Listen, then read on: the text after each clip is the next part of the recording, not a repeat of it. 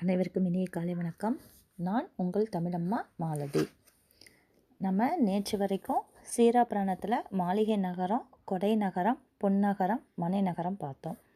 இன்று மாநகரம், ஒன்னகரம், செம்மை நகரம் பற்றி பார்க்கலாம்.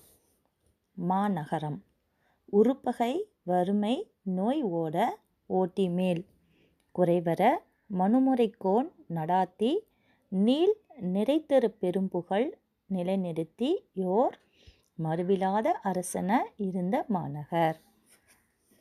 அதாவது அந்த நகரம் எப்படி இருந்துச்சு அப்படின்னு சொன்னால், மிகுந்த பகை வறுமை பிணி ஆகியன அந்த நாட்டை விட்டு அகன்றன. எந்த குறையும் கூற முடியாத அளவுக்கு மனு தர்ம சாஸ்திர நெறியிலிருந்து சற்றும் பெறலாது மக்களுக்கு நிறைவு தரும் வகையில் ஆட்சி நடத்தப்பட்டுச்சு. அதனால் இவ்வுலகில் மிகுந்த புகழினை நிலை பெறுமாறு செய்து ஒப்பற்ற களங்கம் இல்லாத அரசு என்று சான்றோர்களால் புகழத்தக்கதாய் அந்த அரசு இருந்தது. அத்தகைய அரசினை போன்று விளங்கியது மதினா நகரம் அப்படின்னு சொல்லிட்டு உமரப்புலவர் சொல்கிறார். உறுப்பகை வறுமை நோய். உறுப்பகை அப்படின்னா மிகுந்த பகை. வறுமை அப்படின்னா வறுமைங்கிறது துன்பமே இல்லை, சாப்பாட்டு வழி இல்லாமல் ரொம்ப கஷ்டப்படுறோம் அப்படிங்கிறதே இல்லாத துன்பமே, அந்த துன்பமே இல்லாத அளவுக்கு. நோயோடு அப்படின்னா பிணி, அந்த பிணி என்றால் நோயே இல்லாத அளவுக்கு. ஓட ஓட்டி மேல் நாட்டை விட்டு நீங்கி ஓடுமாறு செய்து, மேலும் குறைவர மனுமுறை கோன் என்றால் இந்த இடத்துல அரசனை சொல்லக்கூடியது, மக்களுக்கு எந்த குறையும் இல்லாத அளவுக்கு மனு தர்ம சாஸ்திர முறைப்படி நடுநிலையோடு ஆட்சி புரிகிறான்னு சொல்கிறாங்க. அப்படின்னு சொன்னால், திருவள்ளுவர் ஒரு திருக்குறளை சொல்லியிருக்காரு. உறுப்பசியும் ஓவா பிணியும் செருப்பகையும் சேராது இயல்வது நாடு அப்படிங்கிறார். அதாவது மிக்க பசி, ஒழியாத நோய், அழிவினை செய்யும் பகையும், இந்த மூன்றும் சேராது இன்புற நடப்பதே நாடு அப்படின்னு சொல்லி திருவள்ளுவர் சொல்லியிருக்கிறார். இந்த வள்ளுவருடைய கருத்தை ஒட்டி தான் உறுப்பகை வறுமை நோய் ஓடுமாறு செய்வதே சிறந்த நாடு, இத்தகைய நாட்டினை போன்றது மதினா நகர் அப்படின்னு சொல்கிறாரு உமரப்புலவர். எப்படி அந்த நாட்டினை போல புறத்தே இருந்து அழிவு செய்யும் பகைவர் இல்லாத நகரம் மதினா நகரம். அதாவது ஒரு பக்கம் வறுமை நோய் இல்லை, அப்போ அந்த நாட்டில் இன்னொரு கஷ்டம் அப்படின்னு சொல்லி பார்த்திங்கன்னா, அந்த நாட்டு மேலே போர் தொடுத்து வராங்க, எல்லா வளமும் இருக்குது அப்படின்னா போர் தொடுத்து வராங்க, பகைவர்கள் இருக்காங்க அப்படின்னு சொல்லி அது ஒரு பிரச்சனை வரும். அதுவும் இல்லாமல் எந்த கஷ்டமுமே இல்லாமல் அந்த நாட்டு மக்களை நல்ல முறையில் அந்த அரசன் வழிநடத்தி வருகிறார் அப்படின்னு சொல்லிடுறாங்க. அந்த சிறந்த நாட்டினை போல் மதினா நகரத்து வாழ்வர் எல்லாத்துக்குமே எல்லாமும் கிடைச்சதுனால அங்கே வறுமைங்கிற சொல்லுக்கு வாய்ப்பே இல்லைன்னு சொல்கிறார். அதே மாதிரி உடம்பார் அழியின் உயிரார் அழிவர் என்னும் திருமந்திர பாடலை இந்த இடத்துல நமக்கு ஞாபகத்துக்கு வருது. அந்த உண்மைப்படி அந்த உண்மையை அறிஞ்சவனால்தான் தம் உடல்நலத்தை பேணி காத்து பிணியே இல்லாத நிலையை ஏற்படுத்தியுள்ளனர். அதாவது உடம்பார் அழியின் உயிரார் அழிவர், அதாவது நோயே இல்லாத அளவுக்கு தன்னுடைய உடம்பை நல்ல முறையில் அந்த நாட்டு மக்கள் காத்துட்டு வந்திருக்காங்க. அதே அந்த சிறந்த நாட்டினை போன்று மதினா நகரத்தை பார்த்திங்கன்னா, அங்கே ஆளக்கூடிய நீதி நெறியிலிருந்து பெறலாத நடுநிலையோடு ஆள்கின்றனர் அப்படிங்கிறது இங்கே முக்கியமானது. மக்கள் மனநிறைவு கொள்ளும் வகையில் களங்கம் இல்லாத நிர்வாகம் அங்கே நடக்குது அப்படின்னு சொல்கிறாங்க. இதுதான் இந்த பாடலுடைய கருத்து. கோன் நடாத்தி நீள் நிறைத்தரு அப்படின்னா மக்களுக்கு மிகுந்த மன நிறைவை தரும் வகையில் ஆண்டு பெரும் புகழை நிறுத்தி, இந்த உலகத்தில் மிகுந்த புகழின நிலை பெறுமாறு செய்து ஓர் மறு இல்லாத அரசென ஒப்பற்ற களங்கம் இல்லாத, மறு என்றால் குற்றம் இல்லாத அரசு என்று சான்றோர்களால் புகழத்தக்க அரசு எதுனா இந்த மாநகர், இந்த மதினா நகரம் சொல்கிறாங்க. சுருக்க சொல்லணுன்னா இந்த மதினா நகரில் பகை இல்லை, வறுமை இல்லை, நோய் இல்லை. இந்த நகரத்தை ஆள்வோர் நெறி பிறழாத ஆள்கின்றனர். அதனால் இந்த மதினா நகரம் ஒரு சிறந்த நாட்டிற்கு ஒப்பாய் இருக்கிறதுன்னு சொல்கிறாங்க. புரிஞ்சிருக்கும்னு நினைக்கிறேன். அடுத்தது ஒன்னகரம்.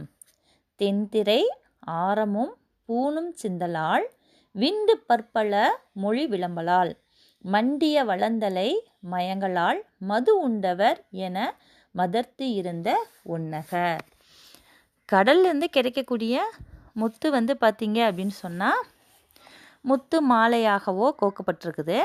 மக்கள் அணியும் பிற ஆபரணங்களும் விற்பனைக்கு தெருக்களில் நிறைய சிதறி கிடக்குது. தெருக்களில் அப்படின்னு சொன்னால் கடை வீதிகளில் பல்வேறு இன மக்கள் தங்கள் தாய்மொழியில் பார்த்திங்கன்னா பேசிக்கிட்டே பல்வேறு ஒலி எழுப்பும். அவங்கவுங்களுக்கு தெரிஞ்ச மொழியில் அவங்கவுங்க பேசுறதுனால வித்தியாசமாக சத்தம் ஒலி எழும்புதுன்னு சொல்கிறாங்க. விளைபொருள்கள் ஒன்றோடு ஒன்று கலந்து குவிந்து கிடக்குது. இத்தகைய பல்வேறு காட்சிகளால் மதுவை அருந்தியவன் நிலை புரண்டிருப்பது போல மதினா நகரம் காணப்பட்டது. ஒரு மது அருந்தியவன் எப்படி மயக்கத்தில் கிடப்பானோ அது மாதிரி மதினா நகரம் காணுதுன்னு சொல்கிறாங்க. செல்வ வளம் மிக்க மதினா நகரம். அங்கே விற்பனைக்கு பார்த்தீங்க அப்படின்னா முத்துக்களால் கோக்கப்பட்ட முத்தாரமும், அதுதான் தெள்திரை ஆரமும் பூணும். தெள்திரைனா தெளிந்த அலைநீரை கொண்டிருக்கக்கூடிய கடலிருந்து முத்துக்களை கொண்டு ஆரமும் அப்படின்னா முத்து மாலையும், பூணும் அப்படின்னா மக்கள் அணியக்கூடிய பிற ஆபரணங்களும், சிந்தலால் அப்படின்னா தெருக்களில் விற்பனைக்காக சிந்தி கிடைக்கிறது அப்படின்னு சொல்லிட்டு உமரப்புலவர் சொல்கிறாரு. இதன் மூலமாக நம்ம மதுரா நகரத்துடைய செல்வ வளத்தை நம்ம புரிஞ்சுக்க முடியுது இல்லையா? விண்டு பற்பல பழமொழி. விண்டு அப்படின்னா வாய் திறந்துன்னு அர்த்தம். பற்பல அப்படின்னா பழமொழிகளை ஒலி எழுப்புறாங்க. பழமொழி மக்கள் பல்வேறு மொழிகளை சொல்கிறதுனால, விளம்பலால் அப்படின்னா பேசுறதுனால, மண்டிய வளம் நிறைந்த விளைபொருள்கள் நிறைய இங்கே குமிஞ்சு கிடக்குது அப்படின்னு சொல்கிறாங்க. அதாவது பல நாட்டிலேருந்து வணிகர்கள் பொருள்களை வாங்கிறதுக்காக மதினா நகரத்துக்கு வராங்க. அவங்கவுங்க தத்தம் தாய்மொழியில் பேசுகிறதுனால பலவிதமான ஒலி எழுப்புது அப்படிங்கிறது தான் விண்டு பற்பல பழமொழியும் விளம்பலால் அப்படின்னு சொல்லிட்டு உமரப்புலவர் சொல்கிறார். இதில் பட்டினப்பாளையில் ஒரு பாடல் காவேரி பூம்பட்டினத்தை பற்றி சொல்லியிருப்பாங்க. காவேரி நகரத்தை பற்றி. நீரின் வந்த நிமிர்பரப்புறவியும் காலின் வந்த கருங்கரி மூடையும் வடமலை பிறந்த மணியும் பொன்னும் குடமலை பிறந்த ஆரமும் அகிலும் தென்கடல் முத்தும் குணக்கடல் துகிரும். தென்கடல் முத்துமணி நம்ம சொல்கிறது.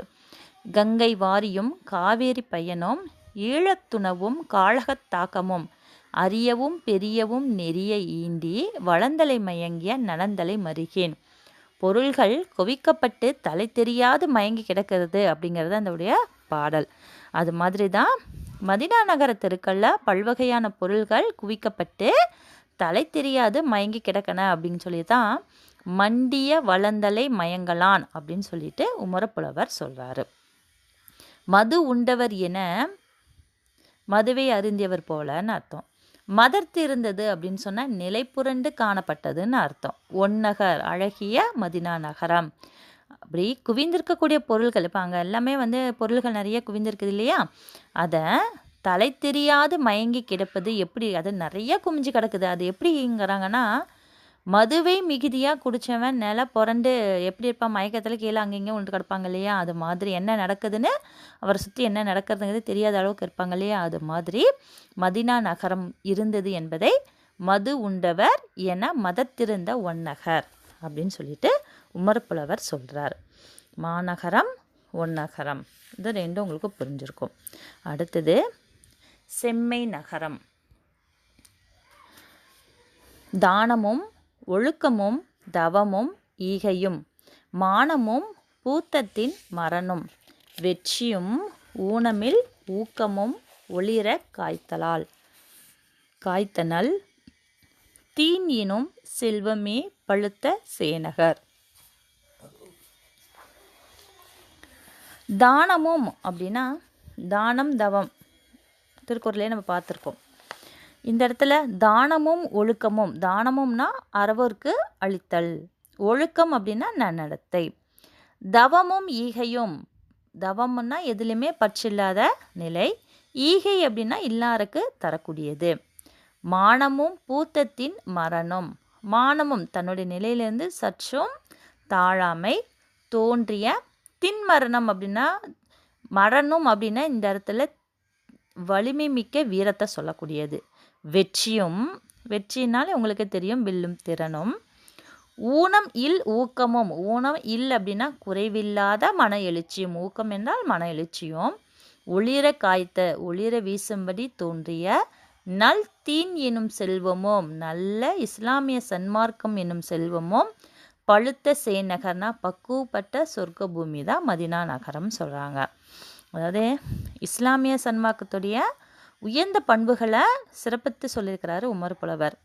நபிகள் நாயகம் மதினா நகரத்திற்கு வந்த பின்பே இஸ்லாமிய சன்மார்க்கம் யாவரும் விரும்பும் வண்ணம் சிறந்து விளங்கியது அப்படின்னு சொல்கிறாங்க. அதாவது இஸ்லாமிய சன்மார்க்கம் ஆதம் நபி காலத்திலே அரும்பி மலர்ந்தது. அதன் பின் வந்த நபிமார்கள் வழியாக காய்த்தது. நபிகள் நாயகம் அவர்கள் காலத்தில் முழுமையாக பயன் தரும் வகையில் பழுத்தது. இந்த கருத்தையே தான் தீன் எனும் செல்வமே பழுத்த சேநகர் அப்படின்னு சொல்லி குறிப்பிடுகிறார் உமர் புலவர். அறவோர்க்கு அளித்தல், நன்னடத்தை, பற்றற்ற நிலை, இல்லார்க்கு ஈதல், தன்னுடைய நிலையிலிருந்து சற்றும் தாழாமை, திண்ணிய வீரம், வெல்லும் திறன், குறைவில்லாத மனுவெழுச்சி ஆகியவற்றை கொண்ட இஸ்லாமிய சன்மார்க்கம் பக்குவப்பட்ட சொர்க்க பூமி மதினா நகரம் அப்படின்னு சொல்லிட்டு உமர் சொல்லியிருக்கிறார். இப்போது நபிகள் நாயகம் மதினா நகரத்துக்குள்ளே வரும் பொழுது மதினா நகரம் எப்படியெல்லாம் இருந்துச்சு, அந்த நகரத்துடைய சிறப்பை பற்றி நம்ம இப்போது தெளிவாக பார்த்தோம். இந்த பாடல் இன்றுடன் நிறைவடைகிறது. ஏதேனும் சந்தேகம் இருப்பேன் என்னுடைய அலைபேசிக்கு அழைத்து சந்தேகத்தை தீர்த்து கொள்ளுங்கள். நன்றி, வணக்கம்.